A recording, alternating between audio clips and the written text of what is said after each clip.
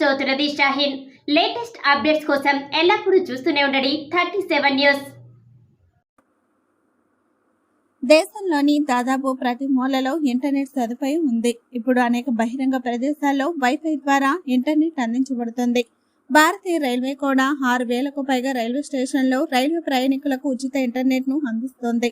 ఒక ప్రయాణికుడు రైల్వే స్టేషన్లో అరగంట పాటు ఉచిత హైస్పీడ్ ఇంటర్నెట్ను యాక్సెస్ చేయవచ్చు. ఉచిత ఇంటర్నెట్ను ఉపయోగించడానికి మీరు మీ మొబైల్ లేదా ల్యాప్టాప్ను రైల్వే వైఫై నెట్వర్క్కి కనెక్ట్ చేయాలి. రైల్వే కంపెనీ రైల్టెల్ దేశవ్యాప్తంగా రైల్వే స్టేషన్లలో రైల్ వైర్ పేరుతో వైఫై కనెక్టివిటీని అందిస్తుంది. రైల్టెల్ ఒక రీటైల్ బ్రాడ్ బ్యాండ్ ప్రొవైడర్. ఈ రైల్వే సౌకర్యం గురించి చాలా మంది ప్రయాణికులకు తెలియదు. మీరు రైల్వే స్టేషన్కు వెళ్ళినప్పుడల్లా ఈ సౌకర్యాన్ని సద్వినియోగం చేసుకోవచ్చు. కొన్ని కారణాల వల్ల రైల్వే స్టేషన్లో మీ మొబైల్ ఇంటర్నెట్ పనిచేయనప్పుడు రైల్వే యొక్క ఇంటర్నెట్ సేవ చాలా ఉపయోగకరంగా ఉంటుంది. 30 నిమిషాల తర్వాత డబ్బు చెల్లించాల్సి ఉంటుంది. మీరు రైల్వే స్టేషన్లో రోజులో 30 నిమిషాలు మాత్రమే ఉచిత ఇంటర్నెట్ని ఉపయోగించుకోవచ్చు. ఈ వైఫై ఇంటర్నెట్ 1 Gbps వేగాన్ని అందిస్తుంది. 30 నిమిషాల తర్వాత ఇంటర్నెట్ని ఉపయోగించుకోవడానికి మీరు ప్లాన్ను కొనుగోలు చేయాలి.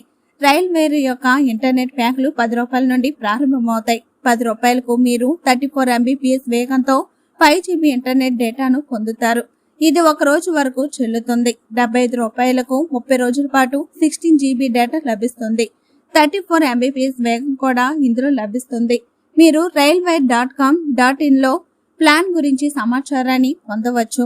వైఫై ప్లాన్ చెల్లింపు కోసం మీరు net banking, wallet, credit card, UPI option పొందుతారు. మీరు మీ సౌలభ్యం ప్రకారం ఏదైనా చెల్లింపు విధానాన్ని ఎంచుకోవచ్చు. ఈ ఉచిత వైఫై సేవలను కేవలం రైల్వే స్టేషన్లో మాత్రమే ఉపయోగించుకోవచ్చు. రైలు ప్రయాణాల్లో రైల్ వైర్ ఇంటర్నెట్ పనిచేయదు. ఎలా ఉపయోగించాలి? మీ స్మార్ట్ ఫోన్లో వైఫై సెట్టింగ్లను ఓపెన్ చేయాలి. వైఫై నెట్వర్క్ల కోసం సెర్చ్ చేయాలి. దీని తర్వాత రైల్ వైర్ నెట్వర్క్ని ఎంచుకోండి. ఇప్పుడు మొబైల్ బ్రౌజర్లో railway.com.in వెబ్ పేజీని ఓపెన్ చేయాలి. మీ మొబైల్ నెంబర్ను ఇక్కడ నమోదు చేయండి. ఇప్పుడు మీ నెంబర్కు OTP పంపబడుతుంది. రైల్ వైర్కి కనెక్ట్ చేయడానికి ఈ OTPని పాస్వర్డ్గా ఉపయోగించండి.